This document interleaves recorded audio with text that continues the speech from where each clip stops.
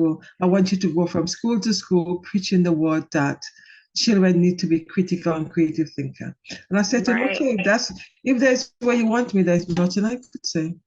Right. Okay. It says this content is being sent to a third party. Okay. Got it.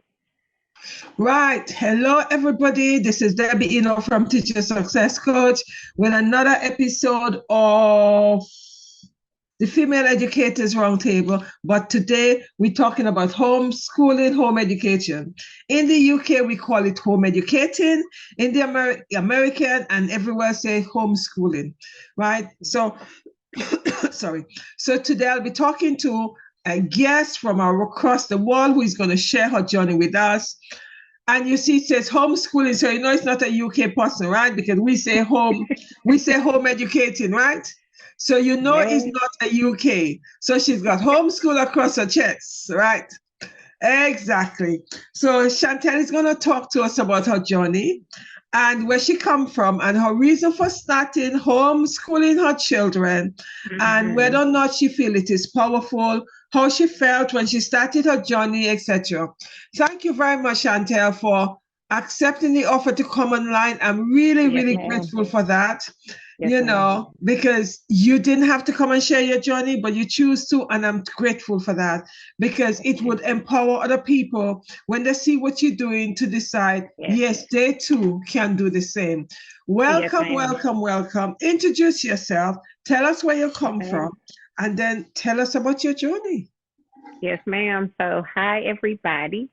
I am Chantel. And Miss Debbie, I just want to say I'm truly grateful to be here. As we've talked before, homeschooling or home education is very passionate and near and dear to my heart. I am from the South. Anyone listening from Mississippi, hey, hey, mama. Um, my sister is supposed to be listening, and I told her I was gonna give her a shout out. So, Jazz, if you're on here, hey, girl.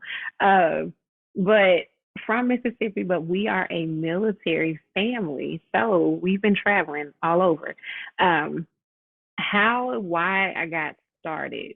Well, a little bit of my story. I necessarily didn't want to get started. It was my husband saying, "Hey, I want you to come off the job. I want you to be home and teach our children." Now, here's the point. We didn't have children at the time. I was like, what kids am I going to teach? So in that window of time of having no children, the Lord began to really speak to me about my position and my role at home as a wife and a mother. So between the time of me stop working and having my first child was 3 years, 3 whole years. So with it, it was more so just, supporting him, career, us moving. So we moved back from Japan. That was my last time working in 2011.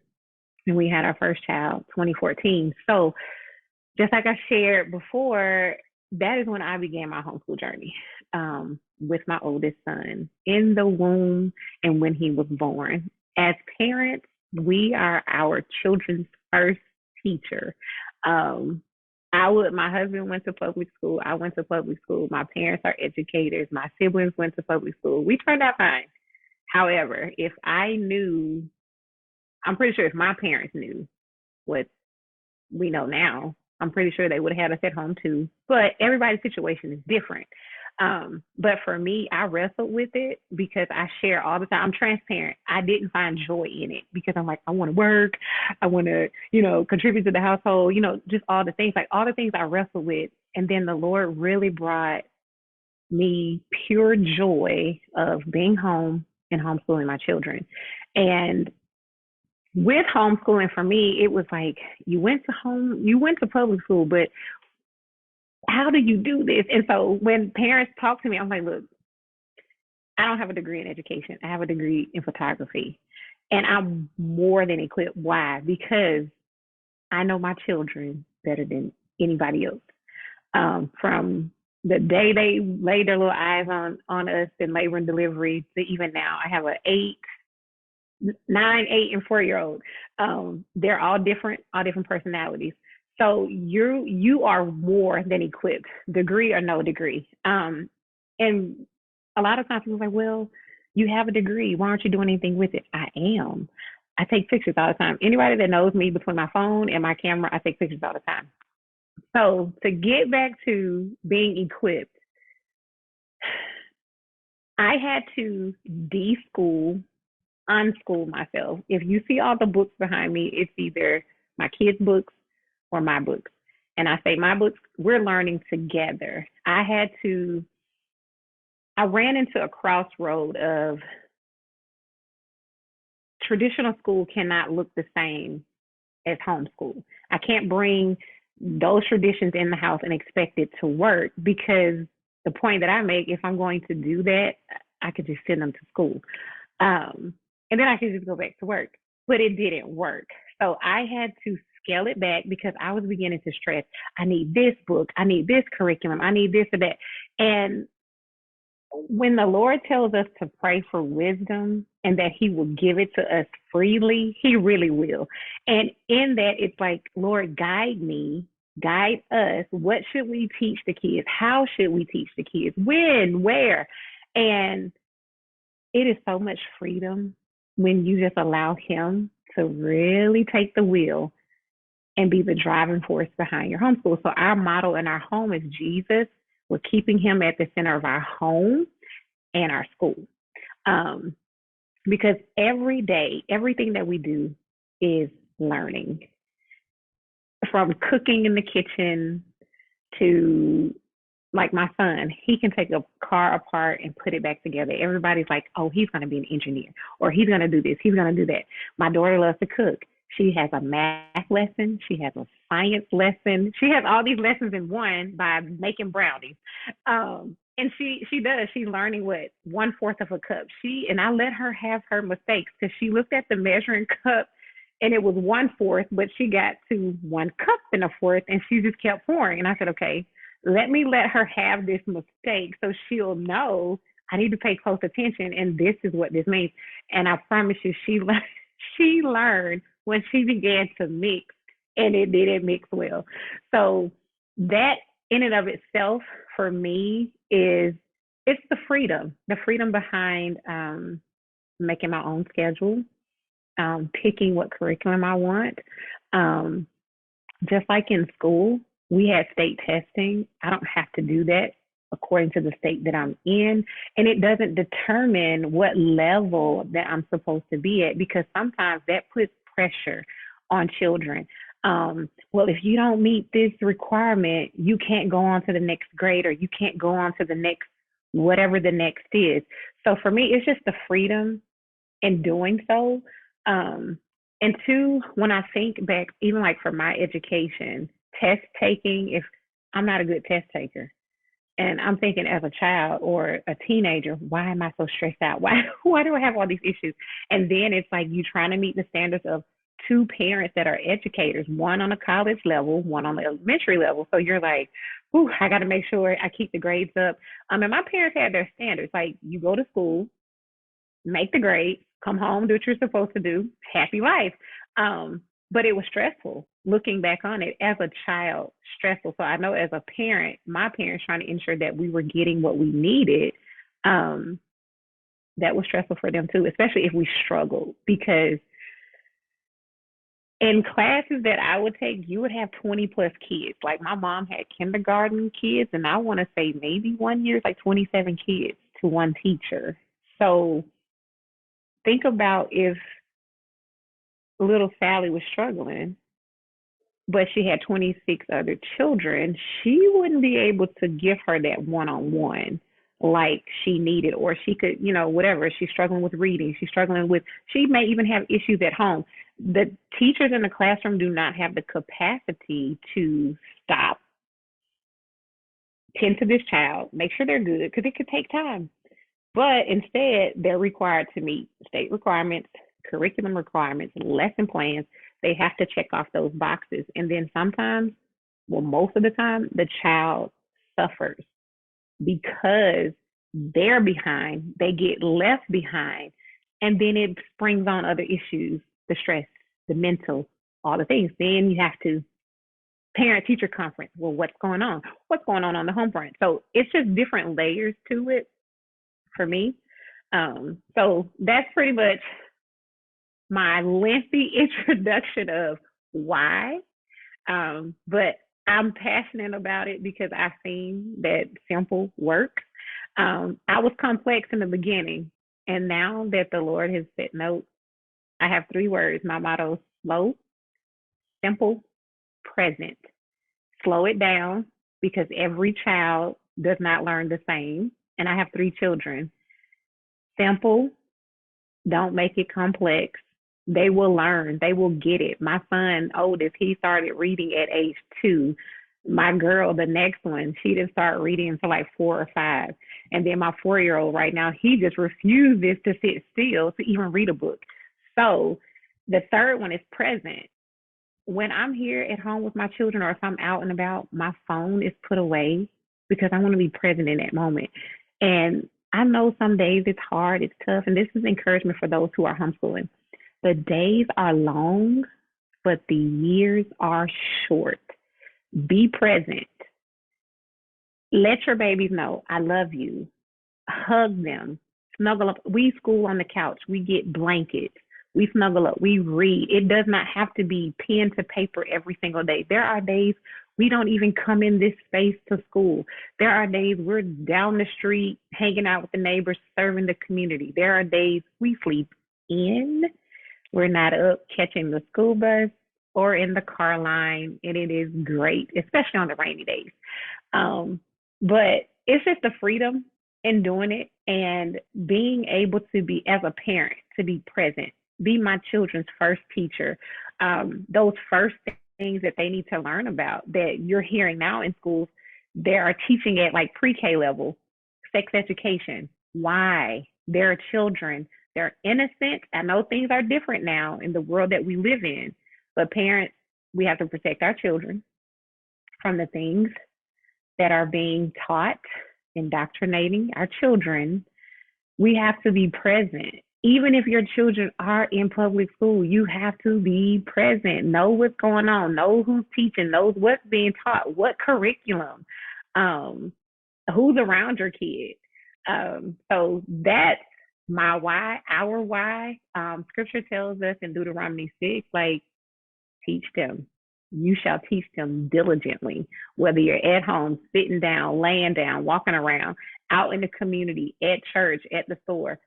Teach them diligently. That's our job, parents, to teach our children, to train them up, to defend the faith, to send them out into a world that's like, but because you've put it in them at such a young age, they won't turn away from it. They will not.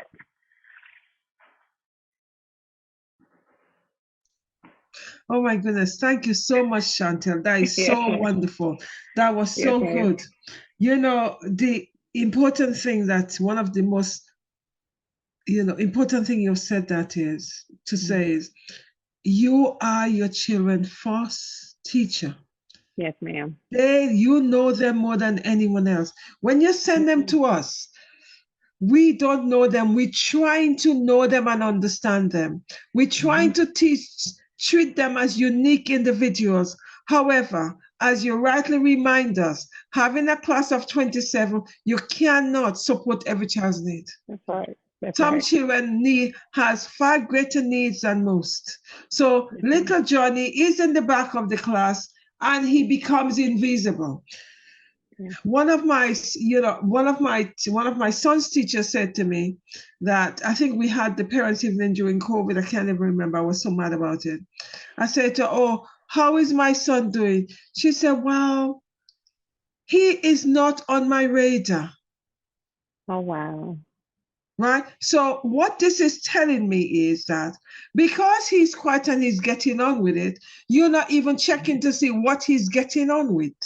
Right. Right. And that is quite sad. According to her, he's not on her radar, so therefore there is no need for me to worry or she to worry. I have to worry because it means that you've left my child. That's right. He might be independent learner, but you need to tap into him to see how he's getting on. That's And right. sadly, this is what happened in school, because when we have so many children, as much as we're trying to tap into all of them, some of them get slipped through the net. And there's where homeschooling comes in, I believe. Yes, ma'am. You know, it's interesting because one of the other questions I was going to ask you is, Hmm. what were some of the challenges? But you told us what the challenges were, that you didn't want to do the thing, No, ma'am. No, ma'am. that you didn't want to do it. But at Yes. the same time, you know that, okay, well, I need to teach my children. So Hmm. therefore, you also know that you had to de-school yourself. Yes, ma'am. Because too often, when parents actually want to homeschool the children, they're using the model of the education system. What do you Right, think the right. challenges is with that? I couldn't hear you. I'm sorry. It went What, out. yeah, what are the challenges of trying to model the curriculum or the timing from the school? Um, I think I'm gonna speak from me being in school. Um, the zooming through of the curriculum and just say, well, Chantel doesn't understand it. Okay, but the rest of the class does, or a couple of the students, like you said, get left behind. Um, but I know, and I hope I'm answering this correctly. Like even at home, the books behind me, I can tell you most of them probably don't get completed. Once I see that my child knows and can apply and get it done, we move on. But what I saw in school is like we stayed on this subject because we have to stay here um, and check off the block. And like my son, my 9 year old, he loves to read. So when I did an assessment with him, I think he was considered second grade, but he was reading on a fourth and fifth grade level. But I found in school, because I'm in the second grade, they kept me in the second grade box versus letting in homeschool, here, if you want to read books that are considered fifth grade level, here you go. I'm not going to hold you back. There you go. So I hope I'm answering that correctly, but I know for me in public school, the struggle was staying in that spot when if I'm able to keep, I wasn't put in a box. That's fine. That's exactly it because you are kept to that level, even though you are this level. Mm-hmm. So those are some of the reasons why I feel it is so important that parents take it, sorry, that parents take responsibility Right. and deal with their children instead of Mm-hmm. allowing the system to deal with them. And then you start complaining about the system doesn't do X, Y, Z. Right. Exactly. So, thank you. What are some of the triumphs of homeschooling for you? The freedom um to set my own schedule because like I said, I had to de-school myself. I thought I had to start at a certain time, end at a certain time, and now I'm seeing that 2 maybe to 4 hours we're done. If I'm sitting at a table working with both of my older two, because even like my 4 year old, I educated myself on the child's brain. If we overload them with too much, they're overwhelmed. Their nervous system is just out of whack. I had to understand, like with traditional schooling, it's like here's a set of books, here's a set of curriculum, get it done. Okay, well, if this is too much for me, I struggle. If it's not enough, I still struggle because, like I said, it goes back to that box you're putting the children in. So for me, learning that, because I'm learning like every day, I'm learning with my kids. So as I'm learning that, I understand now that if he's able to do it, push him. Hey, here you go. But parents, we have to become a student of our student. We have to pay attention. And if my child is struggling with just a penmanship, slow down. We're not moving on to this. Let's just slow down. So the freedom to be able to do that, yes. Also to connect with other parents, both new parents to homeschooling, I'm able to carry along and help. and be an example. And then to the veterans that have helped me, because it's like, look, I know a mom, she has 10 kids, graduated 9. Of those 9, 8 are married with children and homeschooling their children. To me, that's a success, a triumph. That's someone I want to pour into my life, especially during the beginning when I was trying to do it a certain way. And she was like, get your kids out of those boxes because you're thinking like you when you went to school, traditional schooling. So the freedom in that. And then I do want to share a triumph in the finances. People think it costs so much, and I'm like, it doesn't. The most we spend is on snacks. So if you're concerned about affording things, just budget for snacks. Because I went into it thinking, oh, we got to have all this money to buy all these books, all these things. And a lot of the stuff behind me is secondhand given to us, or it's just something that was just on sale. And this past school term, $66.43 covered our entire school term because I shopped around, I looked around, I recycled free printables. So that's a triumph. And I went from not having joy in doing this. The biggest triumph for me is not having joy to just my heart explodes. And like I shared with Debbie with you earlier, if I could pull everybody out of the school system and just either help parents get started homeschooling them or homeschooling myself, I will do that. I'm just that passionate because that parent-child relationship, like what I get out of it, the fruit of that, it's it's it's an amazing feeling. Like my heart just bursts. Like I want this for everybody. And people are like, I can't do it. Like I said, I don't have a degree in education. I had an example by my parents. Thank you, Jesus, for that. But my husband has always said, you're a teacher. Your mom was a teacher. You navigate as a teacher. Even at church, he was like, you're just a natural born teacher. Like you jump in and you just help with the kids. So those are the biggest triumphs for me in this homeschooling journey. And I tell people, if I can do it, anyone can homeschool. Yes.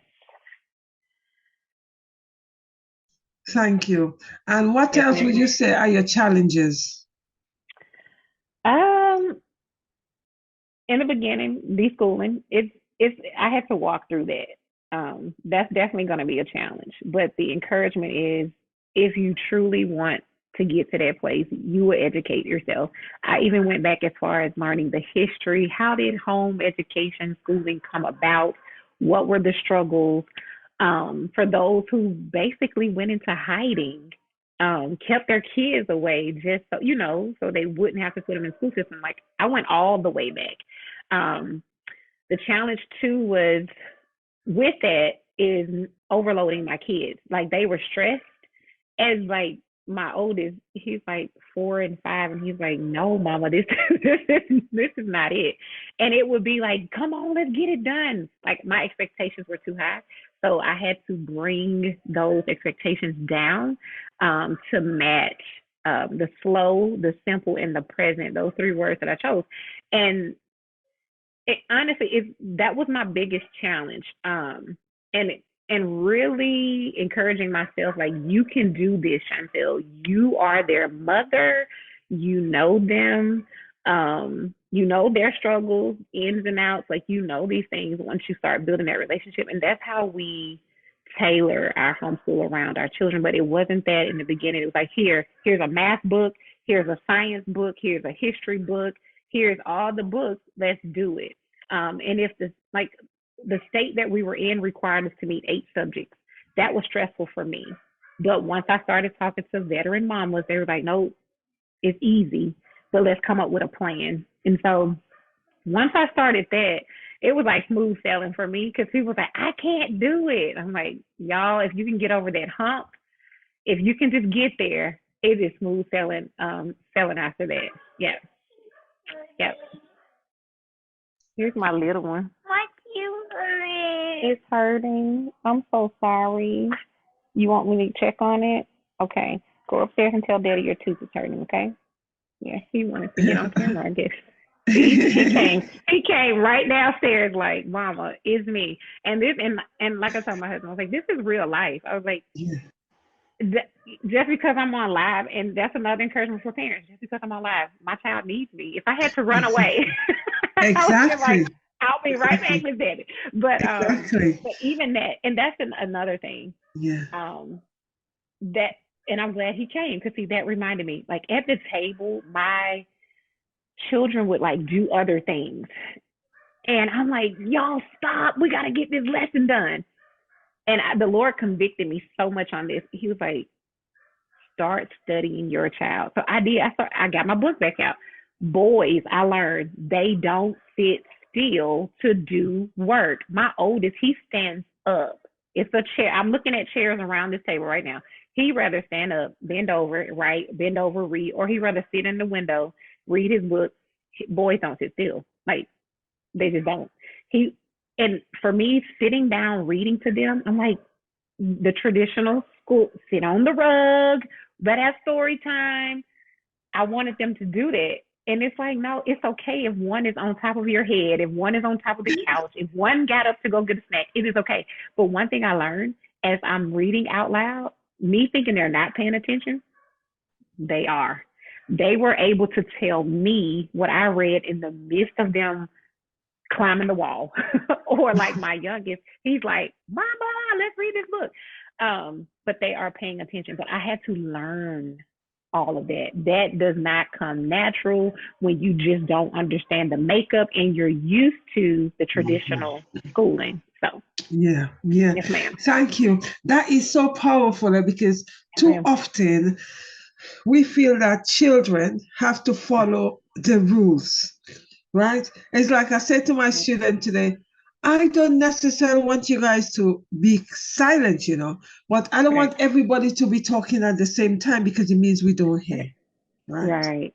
And if you go into a classroom and these children are sitting silent, there is a problem. That's not real. That is too artificial. Right. They need to Right. be, they need to have some form of interaction. I'm not saying they have to be Yes. loud and jumping all over, but at the same Right. time, they need to have some form of interaction. I think that's so very important. And what Yes, you ma'am. said just now is so powerful in the sense that, yes, you homeschool and a child come in, yes, you have to see to the child's needs. Yes, right. Yes, That's the ma'am. way it is. Yes, You know, ma'am. it is so very important. Yes. But do you follow curriculum? And what does your school day look like? So I'm so glad you asked. So on my podcast, I have two different episodes of talking about curriculum. So I had a mama to get on to me about this, but I just told her, I was like, look, you asked the question, I'm transparent, and this is what works for us. So think about curriculum as just a tool in your hand. This book behind me is just a tool. It is not the driving force of how we do things.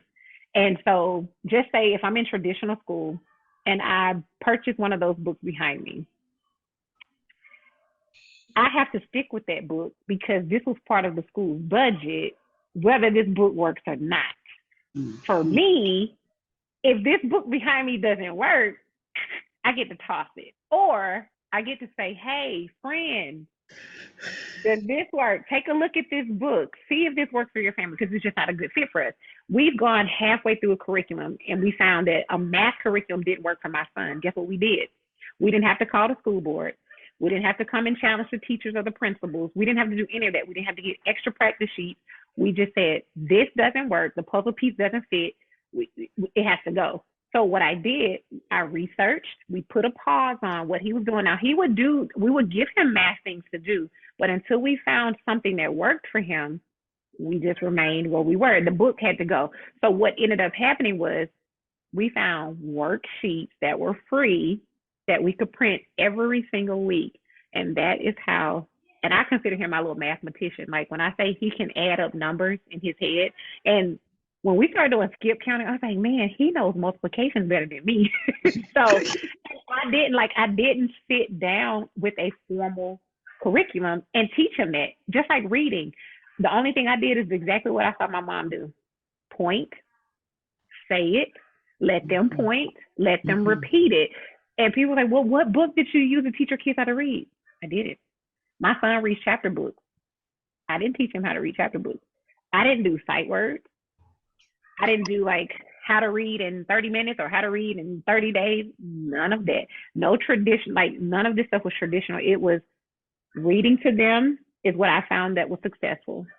And them like hearing words, and like my daughter reads big words. I'm like, she struggled to read and like just simple things. She could say words that would be a tongue tie twister for me. And I'm thinking, but I never taught you any of that. The other thing too I wanted to mention, and I'm looking at my book now on the table. Our biggest subject is teaching our kids Bible. Right now we're doing apologetics. They love it. It's a challenge for me because the questions that are in there are causing more questions. Like it's really causing them to be critical, creative thinkers, and all while teaching them to defend the faith. Like like my son, I'm like, Lord, protect him. If he hears or sees something that's not right, now he's not calling it out to the person, but he's coming to us like, Mom, but this is what we learned in this, but our focus is Bible. Teaching them the right, the wrong, what God says is right, what God says is wrong. Like we teach them that. So for me, when it comes to curriculum, I didn't get that in traditional schooling. I didn't get we're going to learn about creation. We're going to learn like none of it. So the curriculum is a tool. Parents, you get to choose what you want to teach your kids. I have a book now, God Created Me, teaching them about who he created you to be, who you are in him. And it breaks it down on their level. They're under 10 years old, so they don't need college level thinking right now. We need to meet them where they are and understand it. And as parents, God gives us the wisdom to know, not right now. That's too much for them. Or, how to navigate, how to say it, how to go about it. So it's only a tool. So parents, don't get stuck on, I have to have this set of curriculum. And I don't name curriculums because I've tried different ones. People have blessed us with boxes of stuff. I don't name them because, if it works for you, it works. But when I do select curriculum, I look at who wrote it. I look at the content, the pictures, the word, like what's being used. I look at all of that. So it's a tool, but it's not the driving force of, what you have to have in your home. And parents don't get caught up in what other people are doing. That works for their household. That may not work for your household. So in traditional schooling, you don't get that option. Like I said, I'm not here to bash it. I was like me and my husband, we went to public school, but we didn't have that option of teacher, this is too much for me. Teacher, this is hard. I just don't understand this. Okay, well, here, Chantel, here's another book for you to work on so you can be successful in this area of study. So remember, parents, curriculum is just a tool. Do not let it be the driving force or the stress of having to pick something, because it could be very well you don't even have books. You just have worksheets, or you may be that nature family that goes out with your journals and learn through nature or learn through engineering. Like it's just a tool. And it doesn't dictate which direction each child, because every child learns at a different level, a different pace. Thank you. That's so very true. Because too often, you're following the curriculum with the child, and the child didn't have a clue what you're talking about. It's going way over the head, and they're still sitting there saying nothing. Right. It is so very, very true. What does a typical day look like for you? So for us, I created a chore chart for the kids. So they have certain things they have to do before they come downstairs for breakfast. We do Bible and breakfast together. And before they come to the table, teeth are brushed, they are dressed, they've said their prayers, and they've said their memory verse for the day. And then once everybody's down, breakfast is usually done because I get up before everybody. Breakfast is done, prepared. The kids either load or unload the dishwasher while we're getting plates and stuff on the table. Once that's done, we do our devotional. They clear the table, load the dishwasher, then we meet at the table or whatever we're doing that day. Because if we're going out of the house, same thing. Our morning routine is the same. And and I do schedule appointments and stuff. I do schedule around unless it's just something we can't tweak. I try not to interrupt our school time, but between the hours of 8 and 12 for us, that's our school time. That's our morning chores, routine, school, like that's all in one. I usually school about 3 to 4 hours a day, and that's not traditional sitting down at a table. That's if we're going to make a brownie, that's math and science. And then that's their snack. So once we're done, that's your snack. You created your snack. So, and then after that, we usually get outside, the physical activity, walk. They have a dog, so they would take the dog on a walk, or we'll meet up with friends at the park. We'll, just do different things together to get some type of physical activity. Once we're home, dinner prep, evening chores, bedtime, PJs, all of that routine kicks in, and then lights out, and we start over the next day. And we school year round, so I'm not trying to pack, things in. Honestly, that was the biggest thing. Like, okay, we got Christmas break, we got Thanksgiving break. We school all the way through, and we just take breaks when we need breaks. When I feel like, okay, we need to, maybe get out more or plan more field trips, we tweak our schedule. We school year round. Yes. Mm-hmm. Thank you. So how does the children accept that, and how does it connect with them?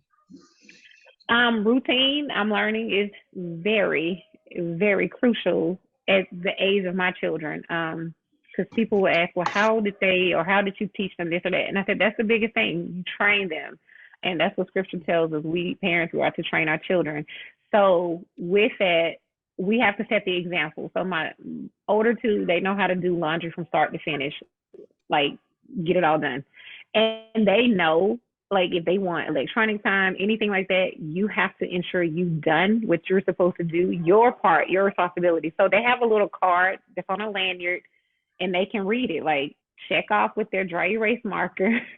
I've done these things. So now, but having that, I found, motivates them, because as they're checking their little stuff out, they're like, ooh, I got my stuff done for today. So I should be able to have, either game time or, whatever it is for the day. But it has connected them as siblings, because they work together. They're like, oh, if we get this dishwasher unloaded together, it's done in like half the time.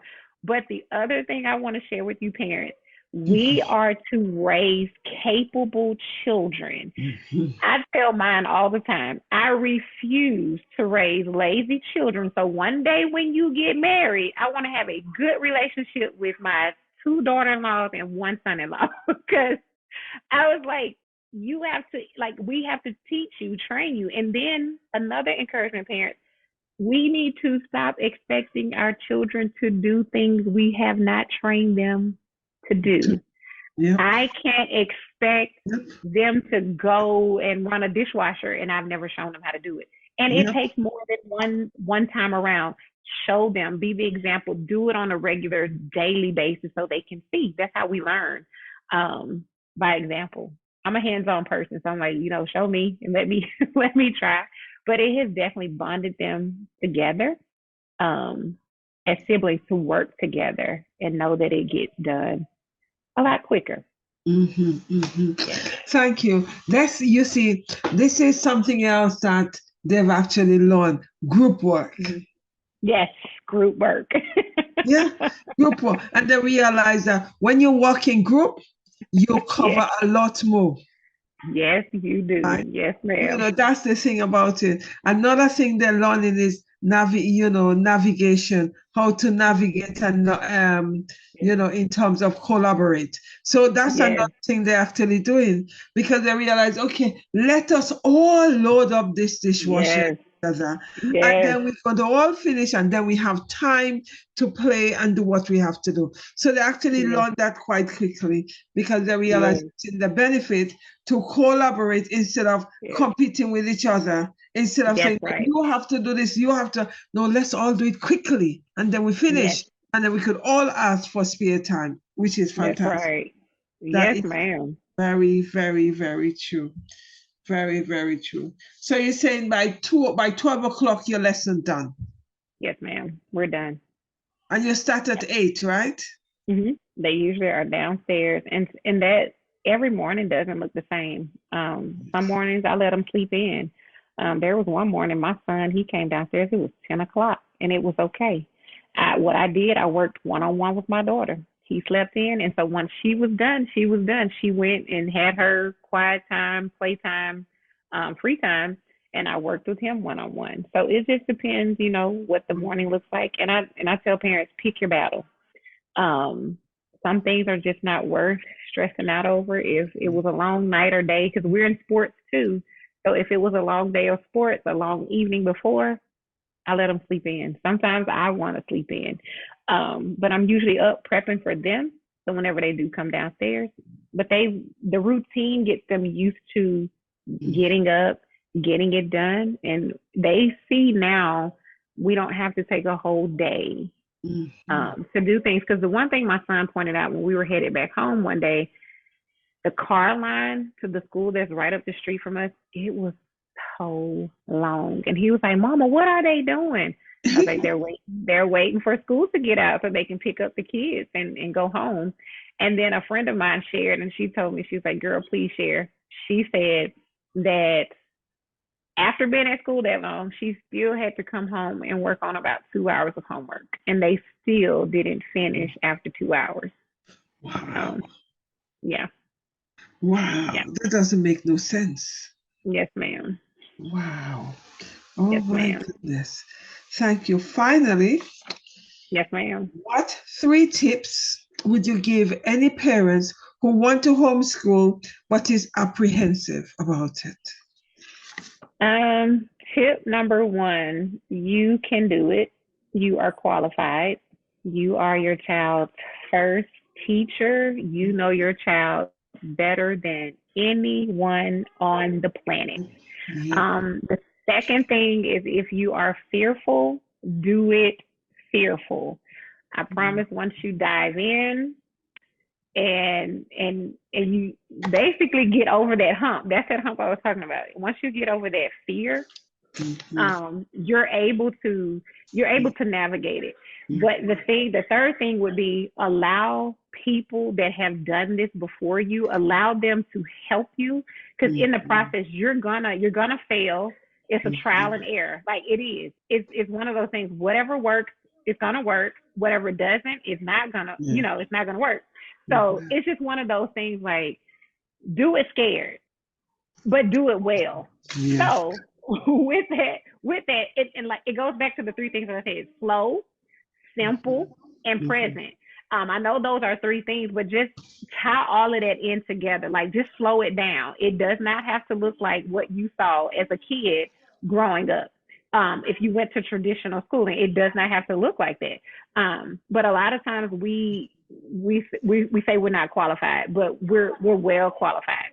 So so with that, those are the 3 things. Like, it is possible. Like, it's good. And once you get past, like I said, once you get past that, you can flow in it. You can flow in it. Like, people are going to have things to say. Well, the biggest thing, and that's what I wrote down, the biggest thing is socialization. Well, what about your kids talking to, and I know this is beyond 3 things, but this is something that That's fine. Parents have to know. That was the first thing that was said to me. Well, what are your kids going to do, about interacting with other kids? Y'all, before we officially began homeschooling my oldest, he would barely talk. Now he's a social butterfly. And it's like, now we're telling him, be quiet. But in our school setting, the questions that he's asking, it's like he's a critical thinker. He wants to know these things. He's breaking them down. But then what I see when we go out in public, my children know how to talk to a wide variety of age groups. We were at a museum, and he's talking to a 70-plus-year-old man. At the zoo, same thing. But it's not just, oh, hey, son. No, he's actually talking to him about the exhibits and what, he's learning in school. And the guy was just blown away. And he came over. He said, Mama, whatever y'all are doing at home, keep doing it. And this guy is 70 years old. So for parents that are like, well, I need my kids to socialize, well, first, Mhm. socialization needs to start at home. You have to talk to your children. Mhm. Allow them to be comfortable enough to come to you and just talk, like general conversation. And then Yep. interaction, church, community, the museum, like we were, the library, able, you're raising capable human beings to think freely, to think Mhm. creatively, critical thinking. Like this is what you're raising your babies to do, these things. So that way, when they do get out in the world, which we know we see so much stuff going on, they know how to navigate those things that they were taught. They begin to Mhm. come back to them and help them in life. And if Mhm. you're worried about employment, I just want to leave some examples. We know a homeschool student who's now in the military. We know a homeschool student that's getting ready to graduate that was homeschooled with her doctorate. We know someone who was homeschooled that dual enrolled, got college credit and high school credit at the same time, graduated at the age of 21 with their bachelor's and had all their ducks in a row. Now an engineer, like a young engineer. So if your Mhm. concern is socialization, employment, all the things, parents, the fruit of it is they can look back and say, my mama, my daddy, grandma, whoever's teaching me, Mhm. they were my teacher. That's the Mhm. fruit of it. And that's what I look Yep. forward to, Yep. just to see, where my children will Mhm. go. So those are my 3+ tips Yeah. that I want to leave with parents. That is Yes, so ma'am. fine. Thank you so very Yes, much. ma'am. It's Yes, so ma'am. interesting in terms of how your journey started and how it's, what is happening in terms of ongoing. It is Yes, really, ma'am. really, really important. And, the fact that you kept repeating that parents are the first, the children first teacher. And that is so very true because parents seem to think that they have to have a degree or they have to be in education to train the children. No, you're actually teaching your children every day. You don't have to have a traditional Yes, curriculum. Because in right. England, I keep on saying to my parents that the curriculum is not compulsory. You don't have to teach the curriculum. In schools, they don't even have to teach the curriculum, but they're so held bent on teaching the curriculum that people Yes, seem to think that it is compulsory. No, it's not. that's right. Because in different schools, they teach different aspects of the curriculum. Some of them Right. might have RE, some might have RS, some might have, philosophy. They all teach different things. So That's the right. national curriculum is not compulsory. You program Right. it in your head so much that you think it is compulsory. Yeah, That's right. yeah, Yes, yeah. ma'am. That's Thank you correct. very much, Chantel. Have you got Yes, anything ma'am. else to say to us before we say goodbye? No, ma'am. I enjoyed this time talking to you and other homeschooling parents, and I pray that what I said today touches someone that may be fearful of stepping out and starting their journey, and look forward to seeing you in the homeschooling educators community. Yes, thank you so very much because there might be Yes, ma'am. somebody out there who wants to homeschool but have a whole baggage of fear because Yes, of, they've been told that you're not able to do it. So they yes, actually ma'am. take on that baggage and they make it become the reality. Of That's right. course, you could do it. You don't That's have to right. be a teacher to do it. You are already a teacher because your That's child right. is socializing, from very early age. So you teach them norms and values from Yes, very ma'am. early age. The school doesn't do that. So you already your children, your child or children Yes, first. ma'am. You need to That's remember. right. That's Yeah, right. yeah. Yes, ma'am. Anything else? No, ma'am. Oh, wanted to say, and I told her that I was going to tell everybody. So my Good. sweatshirt, guys, yes, I am putting her out there. Her name is Tina, and if you're on Instagram, her main page is Set Apart Homeschool, but her Etsy shop, she creates phrasing. She made my homeschool mama sweatshirt. So just go take a look. She has homeschool stuff, and she also did my Fruit of the Spirit bracelet. So I just Okay. want Tina to know. Tina has been an encouragement to me too. So she's more active on her Instagram than I am. So go check her page out. But I just wanted to leave y'all with that encouragement. She's lovely. So just go check out her Instagram. Okay. Yes, Okay. ma'am. Right. Thank you so very much, Chantel. And thank you very much, my Facebook audience. Tomorrow, I'm going to be on talking to a female educator who is actually on journey from COVID, from pre-COVID, COVID, and now after COVID, what it has been like being back in the education system, forgetting that these children have mental challenges, treating us as back to normal, business as usual. And we know that's not the case because some children are so damaged that they cannot connect with the school at all. Some children are even coming to school because they cannot connect with it and they have so many fear baggages. So, tomorrow we'll be talking with a female educator on her journey, what it is like, because we know it is not easy. It is not business as usual either.